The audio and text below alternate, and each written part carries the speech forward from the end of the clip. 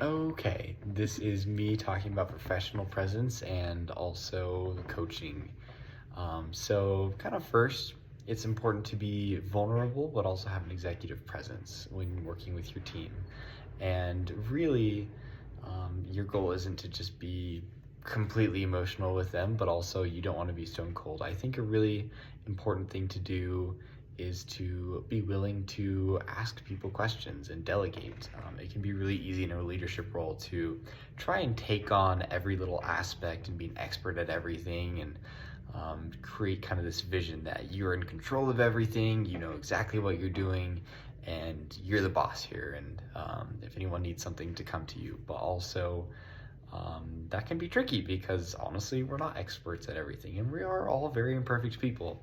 And this is where you really have to be willing to be vulnerable with your people. Be like, this is a area that I would love your help in, and I would love to learn a little bit. If you can ask them that when you're working on a project, because that does two things. It shows them that you're an approachable person, and that they have something to offer you in turn, even though you're the leader, coach, or mentor. And then also, it also shows that you are able to build that trust with them, that you can have things to offer them and help lead your team, but also that they have things to offer you, which is a really great way to be vulnerable and admit that you don't know everything and you're not perfect, but also in a way that you build with your team and get their trust.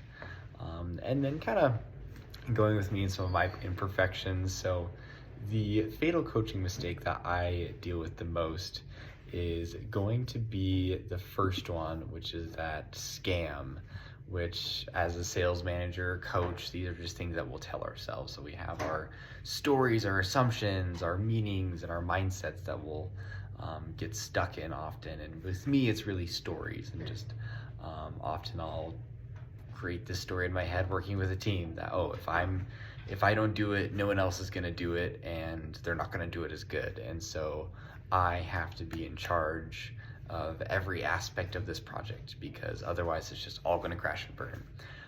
Or I have to be in control of my people, make sure they're all doing the right thing and check up on them. And these are really just beliefs that I have from sometimes past experiences, sometimes irrational fears that affect my actions and how I coach today and work with people, especially in a team. And these are areas that I really need to work on. And this is kind of like I've had group projects where it's just like in the past where, yeah, if I didn't do something that, then nothing would have ever happened.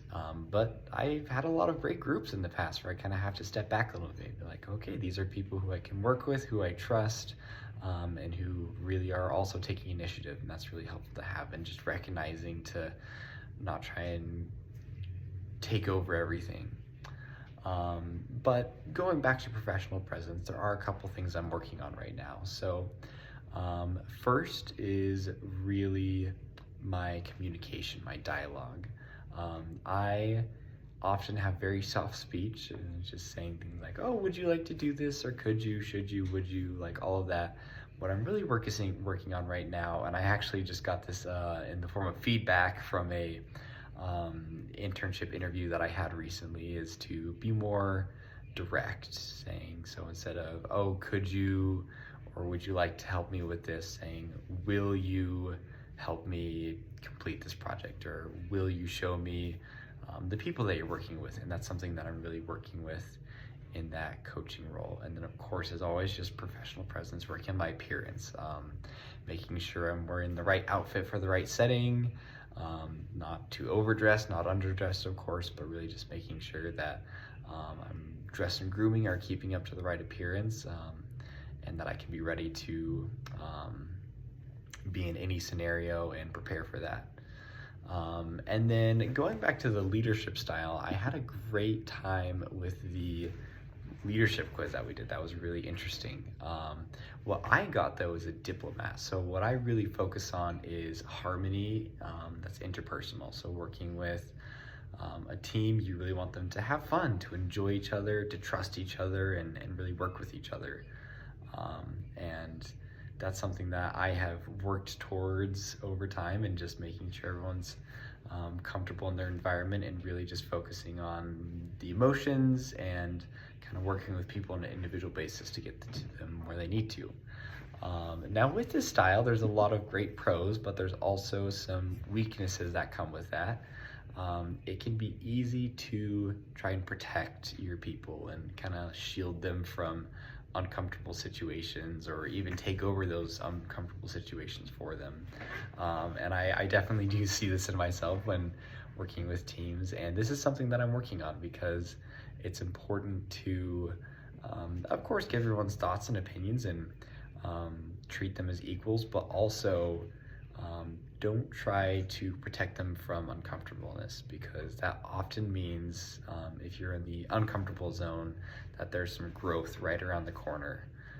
And so just be willing to not jump in too fast or try and solve everyone's problems, or the moment people are a little nervous to protect them. Let them experience their own challenges and trials, because often, just like me, that's what's helped me be better. And so I am working on that right now. But it was a great exercise reading the book and taking the quiz, and also learning about professional presence. Bye.